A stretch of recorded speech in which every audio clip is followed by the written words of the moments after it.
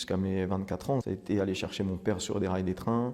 Ma mère qui a essayé de faire des bêtises pareilles. Mon frère, il a essayé aussi à ce moment-là. Et moi, j'étais seul, quoi. J'étais seul à me dire, fais le pas. Comme si moi, j'avais pas eu le droit de le tenter, en fait. Moi, je voulais pas faire ce genre de choses. Et c'est précieux, une vie. Alors, mon histoire, elle a commencé à l'âge de 14-15 ans, quand on commence à comprendre un peu la vie. J'ai découvert que j'avais des problèmes de famille assez sérieux, comme beaucoup de Français, hein. Le problème de ma famille, ouais, c'était le fait que mon père a fait certaines choses qui font que ma mère l'aimait moins, du coup. Et quand il y a quelqu'un que vous aimez à fond et qui est en train de s'éloigner, et en plus de ça, vous mélangez ça à l'alcool. Donc vous avez plein de réactions qui sont disproportionnées, qui sont même pas voulues, qui sont pas contrôlées. Il n'y avait pas de la violence, mais il y avait des menaces qui étaient pour moi pires que de la violence. C'était du harcèlement moral. C'était des menaces sur ma mère directement, mais via nous. Parce que ma mère, la seule chose qui la touche, c'est ses enfants. Donc il savait très bien comment faire, et mon père, c'est quelqu'un d'assez manipulateur. Moi, j'ai hérité de ça de lui, mais je m'en sers pas parce que j'ai vu ce que ça peut faire. C'est dangereux, la manipulation. Et ma mère, vu qu'elle était pas naïve, mais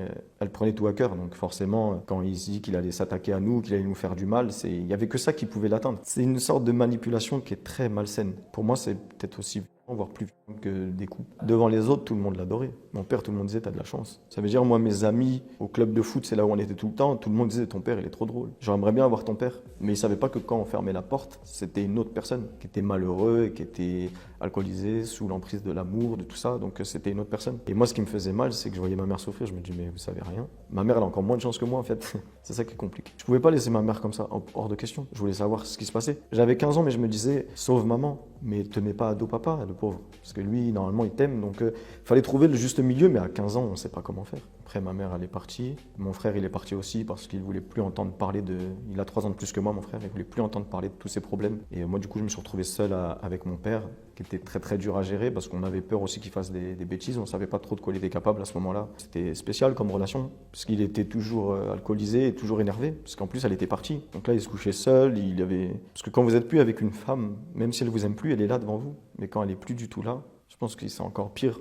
On s'imagine qu'elle est avec un autre, on s'imagine plein de choses, donc vous êtes encore plus fou, quoi. Et moi, du coup, j'étais avec mon père qui s'est retrouvé, qui faisait pas grand-chose, même à manger, tout ça, il savait pas trop. Donc c'était une nouvelle vie. Elle a pas duré très longtemps parce qu'il s'est passé quelque chose d'assez grave par la suite. C'était en février 2008, donc j'avais 17 ans. J'étais à l'entraînement de foot et il est pas venu me chercher. Donc déjà, je me suis dit, c'est bizarre, ce soir, il est pas là. Et quand je suis rentré chez moi ce soir-là, il était très énervé. Il m'a dit, tu rentres pas dans la maison, tu te casses, je veux plus te voir. Et moi, je me suis dit, bon, il y a un problème, quoi. C'est bizarre qu'il me parle comme ça. Moi, j'ai rien fait dans l'histoire. Il était très énervé. Il m'a dit non, tu t'en vas, tu te débrouilles, je veux plus te voir. Tu prends tes affaires, tu te casses. Je pense qu'il était, il était sous l'emprise de l'alcool et je pense qu'il a complètement vrillé. Et moi, je me suis retrouvé devant chez lui. Donc, j'appelle mon frère. Les temps qui viennent, j'entendais beaucoup de bruit chez moi, dans le garage. Et je me suis dit, c'est bizarre, il y a des bruits qui ne sont pas normaux. Et au moment où mon frère est arrivé, j'ai entendu un décompte dans le garage. Je me suis dit, là, il se passe quelque chose. Et du coup, il a décidé de venir avec moi dans la maison. On a ouvert la porte d'entrée, la porte de la cuisine qui donnait sur le garage et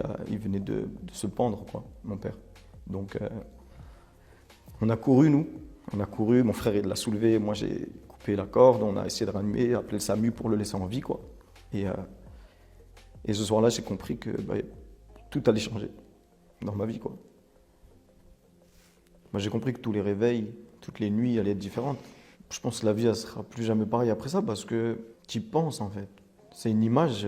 Je prends l'exemple des films d'horreur, on n'a pas le droit de regarder quand on est petit parce qu'il y a des images qui restent à vie, qui vous choquent. Ben, c'est la même chose. C'est un truc quand vous vous couchez, quand vous vous réveillez. Elle flash d'un coup, même dans un moment de bonheur, vous ne savez pas pourquoi. Sur le coup, tu n'as pas le temps de réfléchir. Tu te dis, mais il faut que je le sauve, en fait. Je ne peux pas rester là.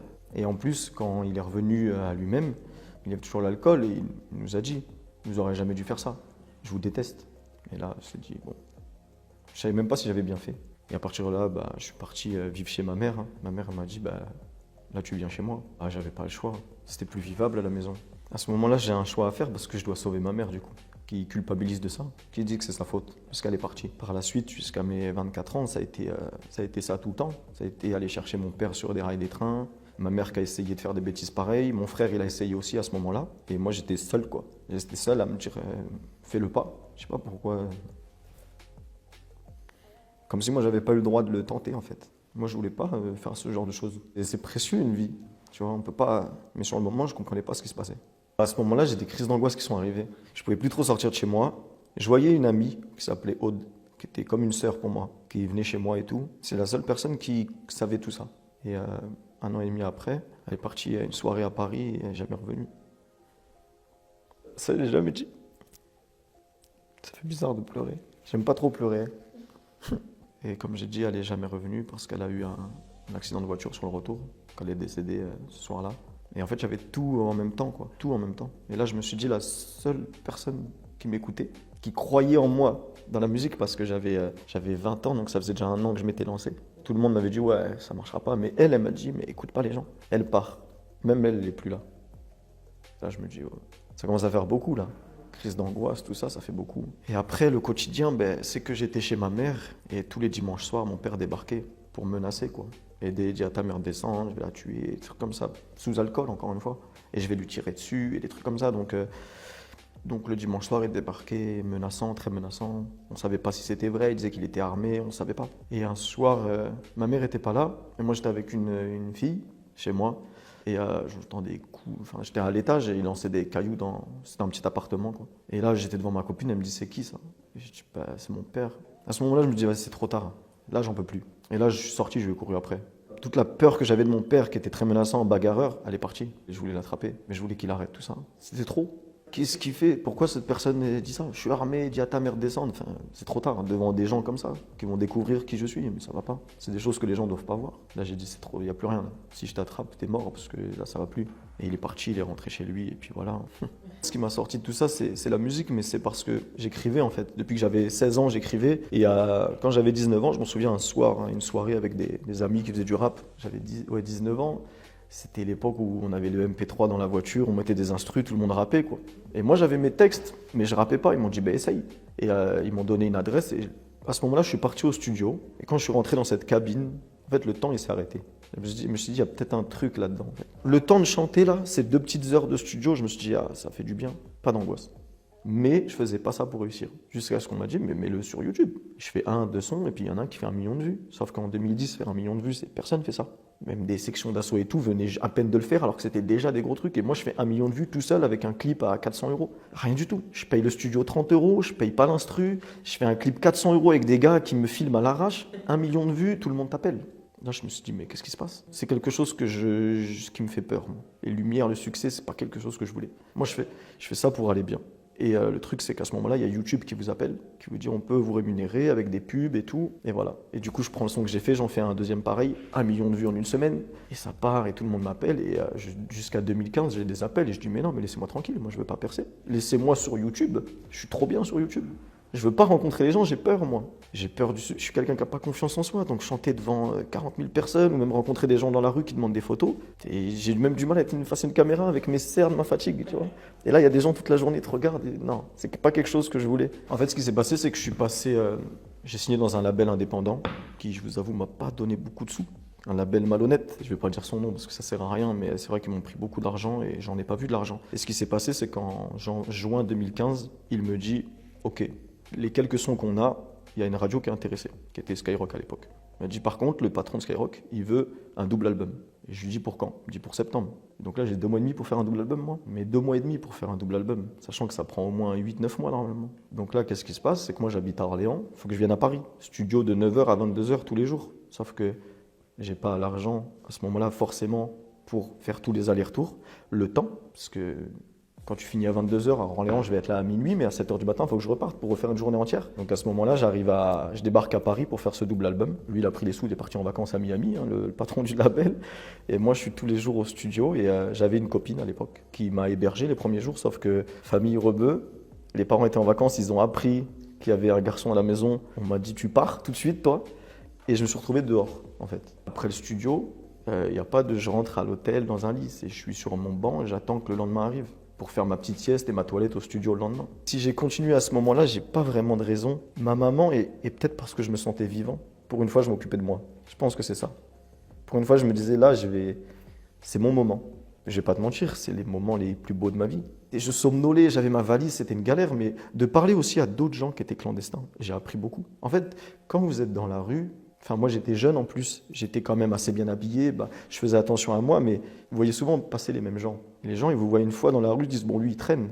Mais quand on vous voit 10 fois, on commence à vous regarder de travers en disant, mais il n'a pas de maison quoi. Et en fait, le regard des gens, il apprend tellement de choses. Moi, c'est ça qui m'a appris sur l'humain, c'est de voir les gens, comment ils te regardent. Et à ce moment-là, j'avais rencontré un ami sur Paris, je l'avais vu qu'une fois, il m'a dit ça va, tu fais quoi en ce moment? Je dis bon, écoute, j'ai honte de te le dire, mais je dors dehors, quoi. Je dois faire un album. Il m'a dit mais passe à l'appart. Il habitait à Saint-Michel, et je suis passé, et ça a duré 8 mois. Je suis venu tous les soirs dans un 14 mètres carrés. Les gens pensent que je suis blindé, que je suis sur les champs avec une Ferrari, et je dors dans une cellule, hein, avec un pote à moi qui fait 2 mètres, dans un lit, une place, c'était une galère, mais c'était magnifique. Et j'ai appris à vivre comme ça, avec cette personne qui avait la musique, qui savait composer. Parce que moi, mon label s'est barré, mais il ne me donnait pas d'instru. J'ai appris à composer en même temps. Et je reste avec cette personne qui aime les jeux vidéo, la musique, le foot comme moi. Donc on a passé les plus beaux moments de ma vie avec cette personne qui est devenue un ami qui m'a sauvé en fait. Sans lui, il n'y aurait pas tout ça. Peut-être qu'aujourd'hui, je serais plus là. Tout ça, c'est pas ce qui m'a fait le plus mal dans ma vie. C'est pas mon père, ma mère, mon frère, mes relations amoureuses, la mort de cette fille qui était comme ma sœur. Pour moi, c'était l'argent et le succès. L'argent et le succès, ça fait mal parce qu'il n'y a pas de marche arrière. C'est pas quelque chose que je voulais, mais c'est que quand je l'ai plus, je suis en manque. Alors que j'en veux pas. C'est un vice qui est très bizarre. Et quand vous rencontrez la lumière, le showbiz, moi qui viens de province, et que vous prenez du recul, vous rentrez en famille et que vous ne sentez pas votre place, c'est dur. Parce que vous dites, qu'est-ce que je fais dans cette soirée? Comment j'ai pu m'amuser dans cette soirée étant jeune? Et là, en fait, comme si c'était un truc, entre guillemets, de beauf, alors que ces moments-là, c'est les plus beaux. Et quand vous n'arrivez plus à savourer ces moments-là, c'est là que c'est très dur d'encaisser. Et c'est là que j'ai le plus souffert, c'est là que j'ai pleuré. Mais j'ai pleuré quand j'étais... en 2017, j'avais une villa à Sanary-sur-Mer, jacuzzi, vue sur les Calanques, tout ce que tu veux. Tout seul dans mon jacuzzi, j'ai pleuré. Je me dis, mais merde, je suis seul. Tout ça, c'est pas moi. En fait, tout ça, il n'y a pas de marche arrière. De la musique. Et en plus, j'ai pas eu le succès. Je suis pas Maître Gims, Soprano, Stromae. Mais j'ai connu ce que c'était d'être numéro 1. Avec La Cédaille en 2015, où tu es numéro 1 club, télé-radio, tu sors de chez toi, tout le monde vient sur toi. J'ai eu des disques d'or, de platine, 8 singles d'or, de platine. Pareil, j'ai tout enchaîné, mais c'est pas un truc qui me plaît.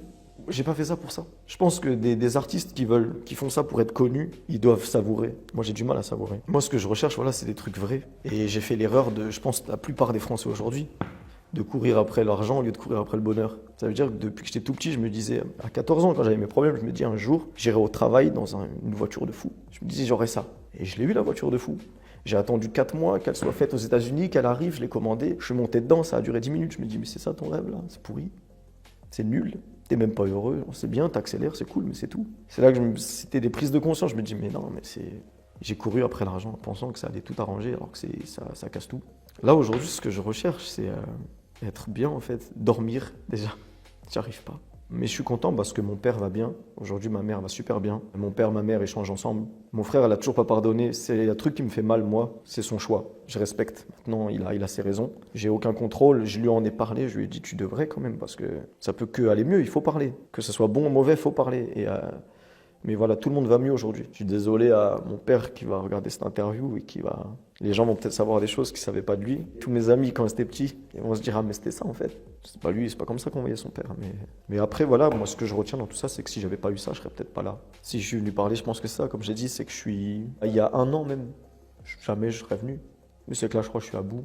En 1 an, 1 semaine, tout peut changer en 1 semaine. Tout peut changer. En 1 heure, ouais, c'est ça. On verra, il y aura un après, je pense, cette interview.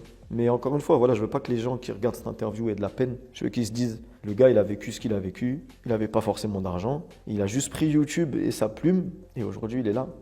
Alors, on peut ne pas aimer ma musique, mais le parcours, je suis la preuve que n'importe qui peut réussir dans la musique. Et pour moi, ça n'aurait pas été dans la musique, ça aurait été autre chose. J'aurais pu réussir ailleurs. À partir du moment où tu es motivé, rien ne t'arrête.